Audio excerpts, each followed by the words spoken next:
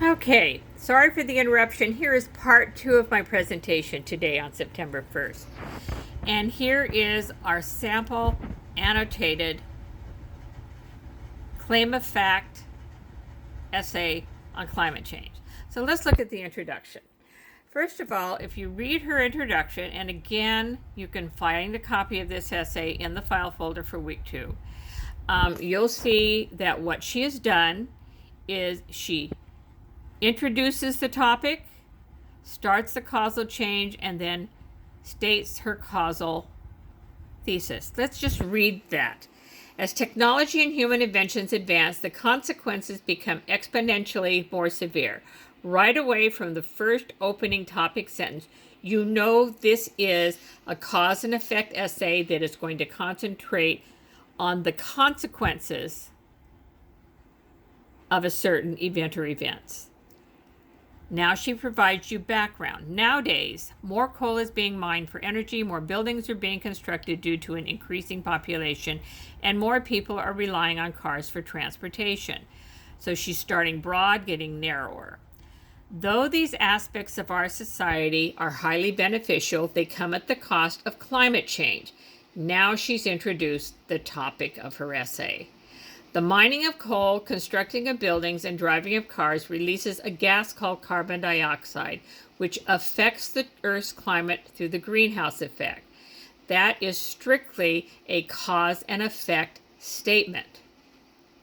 This change in climate may not pose a serious threat to some people. However, climate change can result in a myriad of consequential outcomes.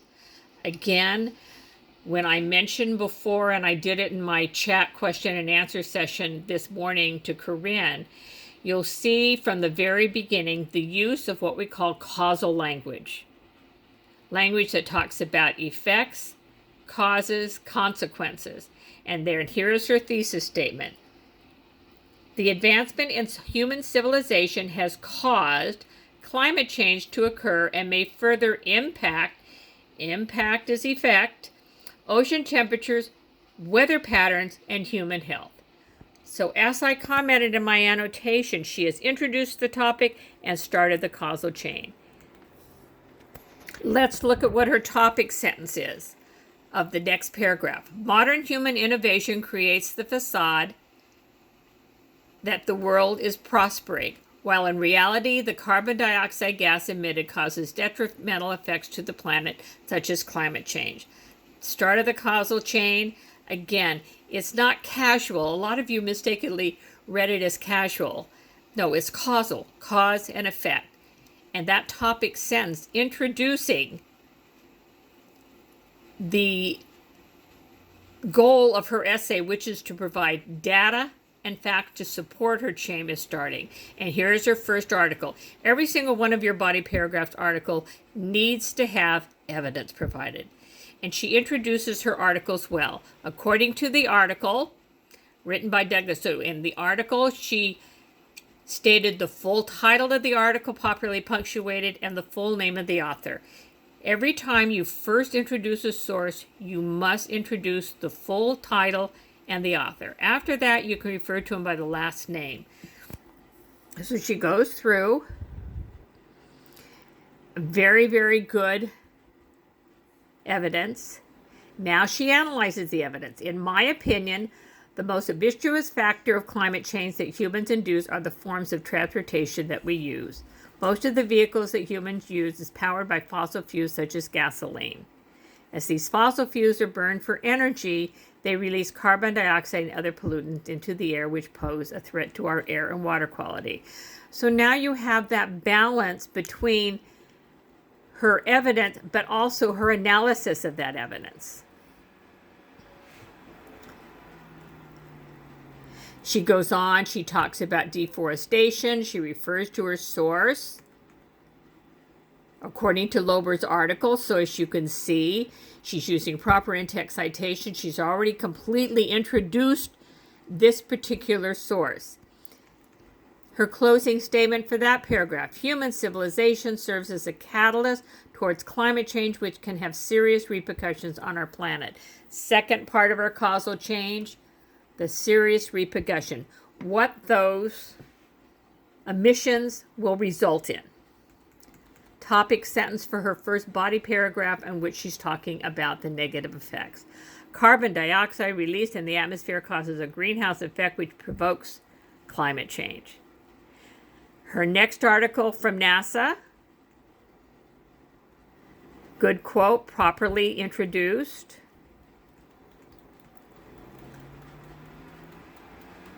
She analyzes it. Third source from NASA, concluding statement, which is also a transition sentence. Let's see how she transitions from this paragraph to the next one.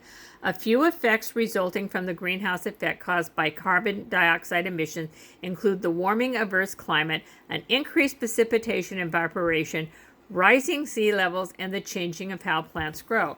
So, what has she done? She is transitioning to the next subtopic of the negative effects into how climate change means rising sea levels and changing of how plants grow. That's a transition sentence. Here's her topic sentence. Human activity has led to a change in climate which may further result in other consequential outcomes, such as the change in ocean temperature. That's what we mean by transition.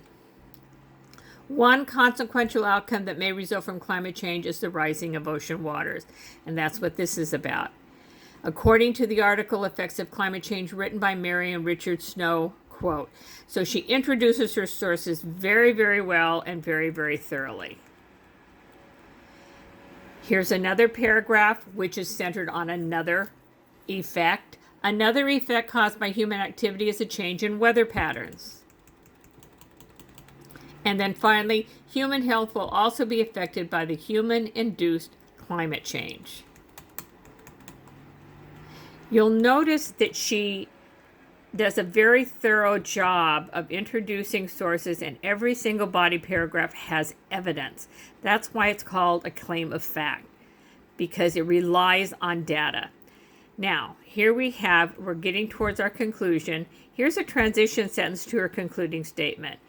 First world countries such as the United States are affecting smaller communities and their right to life through our emission of carbon dioxide and other greenhouse gases.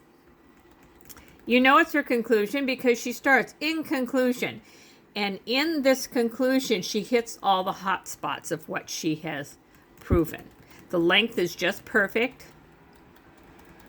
Okay, it's 5 full pages. Here is her annotated works cited page.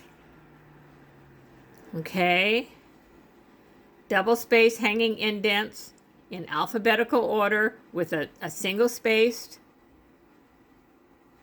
annotation blocked. She has 1, 2, 3, 4 outside sources, which is just about right for a 5-page paper. So I think this is a good example for you.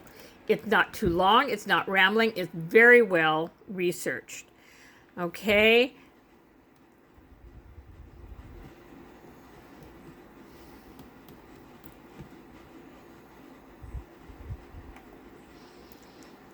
So let's go back to our class website. And of course, this I brought from the file section. I pulled this up right from the file section. There you go. And if you look into the course modules for week 2, there we are. There's your file handouts and samples. You have your prompt, your annotated essay, which is the one I just looked at, 2 more samples for you, that cause and effect lesson, and then right below is a link to a PowerPoint from Al at Purdue on MLA. So I hope this review will help you know how to navigate, how to use the class website and some of the special pages in it to give you extra tutorial and help in some of the requirements for the class. Have a good week and good luck with your assignments. I look forward to reading your discussions. Thank you.